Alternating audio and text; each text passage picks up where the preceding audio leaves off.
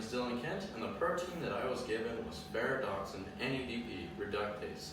We're going to start off with saying the basics of what a protein is. This means what its structure is and what its functions are. A protein can have many different functions. It can be in charge of transport, it can be an enzyme, but most importantly, it'll carry out a specific process that benefits the cell in some way. In terms of structure, there are 4 levels of structure. The first structure is primary structure. Primary structure has to do with the types and the amount of amino acids that comprise the protein. The second level of structure is called secondary structure. This has to do with what those amino acids form. So they can form beta sheets, or they can form alpha helixes, or along those kinds of lines. The third level is tertiary structure. This has to do with the 3D structure of a protein. There are many different kinds of structures for this, but one of the most common kinds is a ribbon structure, which will show you the alpha helixes, the beta sheets, and it won't normally show you the individual amino acids. The fourth kind of structure is quaternary structure. This has to do if there are multiple polypeptide chains, or if there's already similar parts of the structure of the protein that get repeated multiple times throughout it. Ferredoxin NADP reductase does not have quaternary structure. Okay, so now that we've addressed what a protein is, we can go ahead and talk about the specifics of ferredoxin NADP reductase.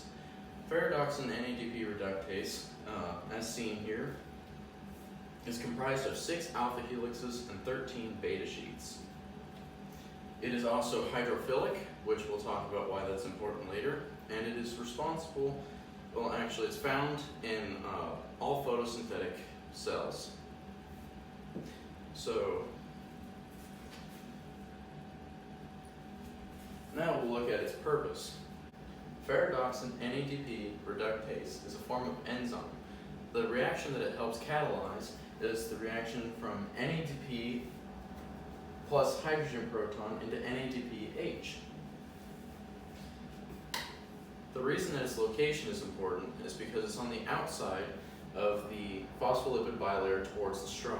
That means that NADP is readily, easily available to attach because it doesn't have to cross the phospholipid bilayer. Another reason that the location is important is because it is a hydrophilic molecule. That means that it has no hydrophobic ends and wouldn't be able to integrate into the phospholipid bilayer. In terms of genetic sequencing, there's currently no work that has been done on ferredoxin NADP reductase. That means that we're unable to identify and treat specific genetic diseases that may occur in photosynthetic cells. More research is done there in the future, we may be able to. Thank you for watching my video.